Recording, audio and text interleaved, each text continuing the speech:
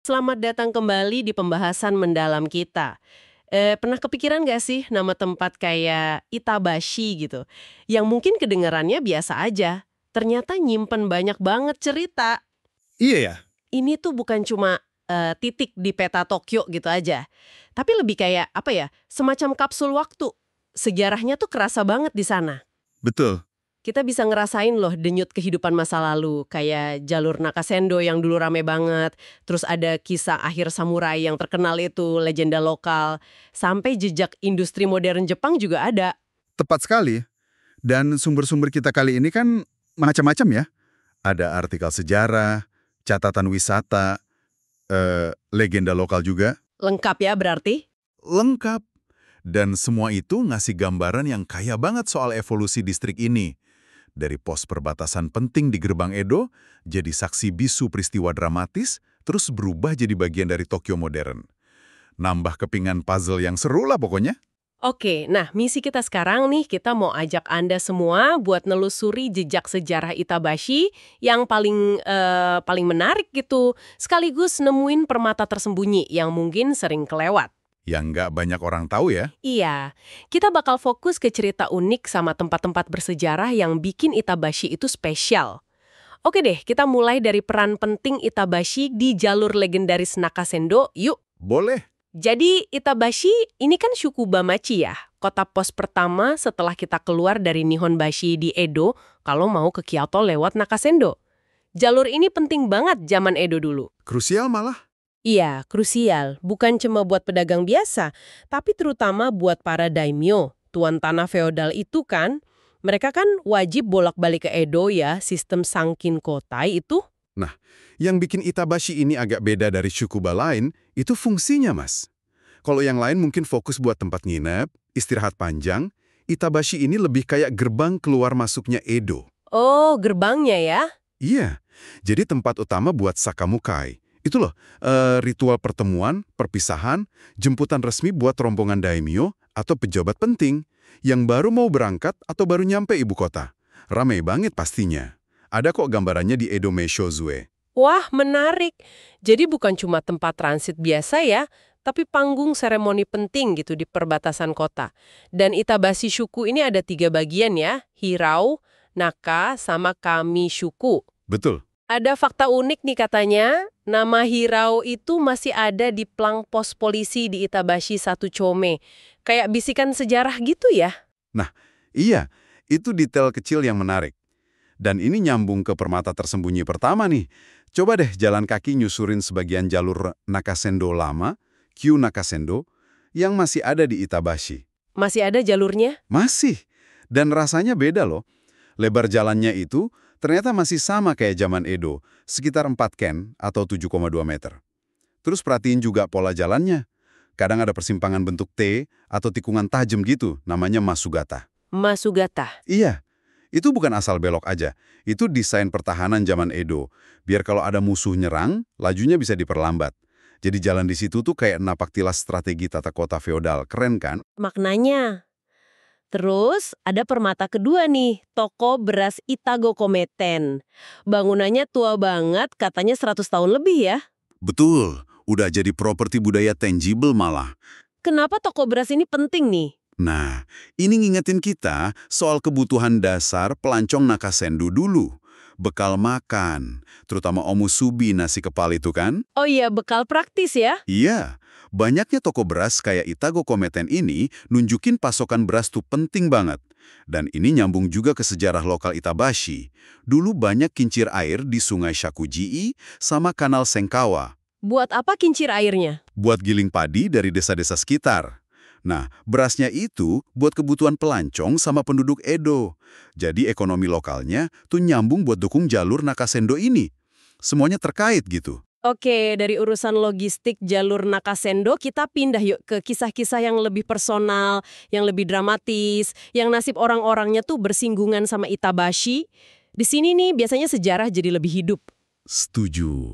Salah satu yang paling ikonik, ya kisah tragis Kondo Isami. Komandan Shinsengumi itu loh. Oh, yang Shinsengumi itu ya? Iya, kelompok polisi khusus shogun yang legendaris tapi juga kontroversial kan? Nah, setelah mereka kalah di Perang Boshin, perang yang mengakhiri era shogun, itu Kondo ditangkap tahun 1888. Dibawa ke Itabashi buat diadili pemerintah Meiji yang baru. Diadili di Itabashi? Iya, terus dieksekusi di sana. Dekat lokasi yang sekarang jadi stasiun JR Itabashi. Tapi cerita setelah eksekusinya ini yang nunjukin sisi lainnya. Soal kesetiaan. Katanya jasadnya mau diperlakukan nggak layak, tapi diselamatin anak buahnya. Dia nekat datengin Ida Takezaemon, pemilik Honjin, penginapan utama buat pejabat di Itabashi waktu itu. Minta tolong gitu? Iya, mohon supaya Kondo bisa dimakamin dengan layak. Ini tindakan berani banget loh pada masa itu. Kan Kondo dianggap musuh sama penguasa baru. Resikonya gede ya? Banget. Tapi ini nunjukin ikatan kuat di Shinsengumi. Nah, si Ida Takezaemon ini terkesan sama kesetiaan Nagakura. Akhirnya dia setuju. Jasad Kondo dimakamin diam-diam di kuil Monjuin, kuil keluarga Ida. Oh gitu ceritanya. Nah ini permata tersembunyi ketiga, makam Kondo Isami. Nggak jauh dari stasiun JR Itabashi. Ini bukan cuma batu nisan biasa. Lebih kayak monumen kecil Shinsengumi. Ada prasasti batu tulisan Nagakura sendiri, Shinsengumi Tenmatsuchi. Tempat ziarah penting lah buat penggemar sejarah samurai. Pemutus hubungan. Ini nyambung sama Putri Kazu ya? Iya, betul. Putri Kazu ini kan putri kekaisaran. Tahun 1861, dia melakukan perjalanan besar dari Kyoto ke Edo buat nikah sama Shogun Tokugawa Iemochi. Pernikahan politik tingkat tinggi ini. Buat mendamaikan kekaisaran sama Shogun gitu ya? Harapannya gitu. Nah, pas rombongannya yang gede banget itu dekat Itabashi, mereka sengaja muter jalan. Loh, kenapa muter? Buat ngindarin pohon Enkiri Enoki ini. Nama Enkiri, pemutus hubungan, dianggap sial banget buat pernikahan. Apalagi pernikahan sepenting itu kan? Ironisnya ya, kita tahu dari sejarah, pernikahannya nggak berhasil bawa damai. Dan Putri Kazu juga jadi janda muda. Kayak nama pohon itu ngikutin takdirnya ya. Tapi makna pohonnya kan berubah ya. Yang tadinya dianggap sial, kok malah jadi positif? Nah, itu dia uniknya. Kalau awalnya Enkiri atau Ensuki itu konotasinya negatif, perpisahan nggak diinginkan, lama-lama orang malah percaya pohon ini bisa bantu mutusin hubungan buruk. Hubungan buruk gimana tuh? Ya, macam-macam. Penyakit, kebiasaan jelek, relasi nggak sehat, nasib sial, biar bisa mulai lembaran baru yang lebih baik gitu. Ini contoh keren banget sih gimana simbol bisa dinegosiasi ulang maknanya sama masyarakat. Bisa berbalik 180 derajat. Iya juga ya, menarik banget. Dan ini permata tersembunyi keempat. Lokasi Enkiri, Enoki generasi ketiga sekarang, di Itabashi Honcho. Kalau ke sana bakal lihat banyak banget ema, plakat doa dari kayu digantung di sekitar pohon. Tulisannya macam-macam harapan buat mutusin hal negatif. Tempat spiritual yang unik dan populer banget ini. Luar biasa ya, satu pohon bisa nyimpen banyak cerita. Dan makna, oke sekarang kita lihat transformasi lain nih di Itabashi, soal penggunaan lahan. Dari pusat kekuatan feodal, jadi pusat industri modern. Terus muncul simbol perdamaian. Kita mulai dari klan Kaga. Ini salah satu keluarga daimyo terkaya dan terkuat zaman Edo. Sering disebut Kaga Hyakumangoku. Kekayaannya luar biasa. 1 juta koku beras ya, gede banget itu. Banget. Nah, karena Sangkin Kotai, mereka harus punya rumah mewah di Edo kan, selain di Kanazawa. Mereka bangun Shimoyashiki, kediaman kedua, di area Itabashi ini. Gedenya minta ampun, lebih dari 100.000 tsubo. Itu kayak 16 kali Tokyo Dome. Tamannya aja niru Kenrokuen di Kanazawa. Wow, tapi kemegahan itu nggak lama ya, setelah restorasi Meiji gimana? Nah, setelah Meiji, lahan super luas itu diambil alih pemerintah baru. Karena lokasinya strategis dan luas banget kan, akhirnya pemerintah Meiji mikir, wah ini cocok banget nih buat bangun pabrik senjata modern pertama. Jadilah itu gudang artileri Tokyo, Tokyo Hohei Kosho. Penting banget ya buat modernisasi militer Jepang waktu itu? Sangat penting. Dan ada sisa fisiknya loh, bekas shadoba, semacam benteng atau tanggul buat latihan nembak. Dari batu bata sama beton, di atas bukit buatan, Tsukiyama, di taman bekas kediaman Kaga itu. Masih ada. Masih ada. Di mana itu? Nah, ini permata tersembunyi kelima. Taman Kaga atau Kagakuen. Kalau jalan-jalan di sana, coba perhatiin tanahnya. Ada bagian yang nggak rata, nah itu bekas lapangan tembaknya. Tapi di sisi lain, masih ada elemen taman asli zaman Kaga. kolam, batu-batuan, jalan setapak. Wah, jadi bisa lihat dua zaman sekaligus ya? Betul! Cari juga monumen batu Kaga Yashiki-ato, situs bekas kediaman Kaga. Ini contoh sempurna Rekishino-ju Sose, lapisan sejarah numpuk di satu tempat. Feodal, industri militer, sekarang jadi taman publik. Keren banget. Keren banget emang, satu lahan bisa cerita banyak bab sejarah. Nah, dari industri militer, ada cerita lain yang juga lahir dari perubahan zaman dan tragedi, tapi pesannya beda. Kisah Tokyo Daibutsu, Buddha Agung Tokyo. Ya, ini akarnya dari trauma Perang Dunia Kedua. Serangan udara besar-besaran tahun 1945 kan ngenain Akatsuka di Itabashi juga. Bikin trauma ya pastinya. Banget.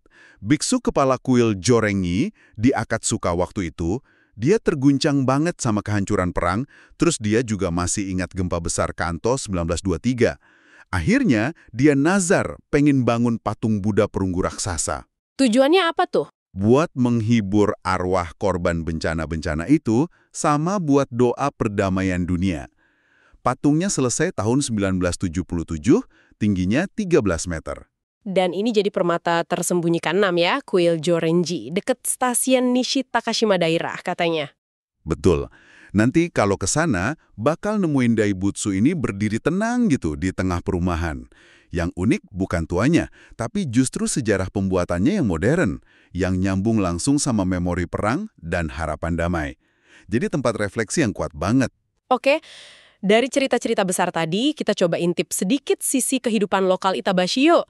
Legenda, tradisi musiman yang mengasih warna beda gitu. Boleh. Ya tentu aja jembatan Itabashi itu sendiri ya, yang ngelintasin sungai Shakuji. Katanya nama distrik ini dari situ, jembatan papan kayu gitu. Ita itu papan, bashi itu jembatan ya? Iya, walaupun detail jembatan pertamanya gimana, masih jadi omongan. Tapi, nama Itabashi sebagai lokasi udah ada di dokumen era Kamakura loh, abad 12-14. Tua banget berarti kan? Tua banget. Nah, kalau ngomongin sungai Shakuji, ada bermata ketujuh nih pas musim semi. Ayah, Hanami. Tepi sungai ini ternyata spot lihat sakura yang cakep banget dan cenderung lebih sepi dibanding tempat lain di Tokyo. Pohon sakuranya di kanan kiri sungai, jadi kayak terowongan sakura. Cantik banget. Wah, kebayang indahnya. Selain sakura, ada festival kembang api juga kan ya? Ada, Festival Kembang Api Itabashi. Biasanya musim panas. Ini ada cerita menariknya juga. Awalnya itu simbol persahabatan sama rekonsiliasi antara Itabashi dan kota sebelahnya, Toda City di Saitama, setelah ada penyesuaian batas wilayah pasca perang. Oh, jadi kembang api pun ada cerita sejarahnya ya? Seru juga. Terus kalau cerita rakyatnya gimana? Ada yang khas Itabashi? Ada dong. Itabashi ini cukup aktif loh ngelestariin cerita rakyat lokalnya. Itabashi no Mukashi Banashi. Salah satunya lewat buku bergambar. Kan mereka branding jadi Kota Buku Bergambar Itabashi atau Ehon no Machi Itabashi. Oh ya. Contohnya apa ceritanya? Salah satunya legenda Oshio Santo no Subito, pendeta dan para pencuri. Cerita dari area Akatsuka soal pendeta bijak yang nyadarin pencuri gitu. Upaya kayak gini penting sih buat jaga identitas lokal tetap hidup di tengah sejarah besar tadi. Jadi nama tekstur gitu ke pemahaman kita soal Itabashi. Oke. Jadi setelah kita jalan-jalan virtual ke banyak sudut dan cerita Itabashi ini ya, dari akhir samurai, keputusan kerajaan, industri, perang, damai, legenda, sampai keindahan musim. Apa nih kesimpulannya? Kesimpulannya ya, Itabashi ini jelas bukan tempat yang datar. Banyak banget wajahnya, lapisannya. Iya, kompleks ya. Betul. Ini negasin lagi kalau sejarah itu nggak cuma di museum atau buku tebel. Sejarah itu ada di jalanan yang kita lewatin, di taman, di nama tempat, bahkan di pohon tua atau toko beras sederhana. Tinggal kitanya aja ya, mau lihat lebih dekat atau enggak. Nah, itu dia. Setiap sudut di tempat kayak Itabashi ini bisa cerita sendiri kalau kita mau luangkan waktu buat ngeliat dan dengerin. Lebih dari sekedar citra luarnya sebagai bagian Tokyo aja. Sebagai penutup nih, kami mau ninggalin satu pertanyaan buat Anda renungkan. Kita udah lihat kan gimana lapisan-lapisan sejarah itu numpuk di Itabashi. Dari zaman feodal, modernisasi, perang, sampai sekarang. Nah, ini bikin kita mikir, gimana sih jejak-jejak masa lalu ini yang kelihatan atau yang tersembunyi, terus ngebentuk karakter Itabashi hari ini. Dan mungkin ya, ini bisa jadi inspirasi juga buat kita ngelihat lingkungan sekitar kita sendiri dengan cara baru. Cerita apa aja sih yang mungkin kesimpan di balik keseharian tempat tinggal kita? Menarik tuh buat dipikirin. Oke deh, terima kasih banyak sudah menyimak pembahasan mendalam kita kali ini. Sampai jumpa di penelusuran berikutnya ya.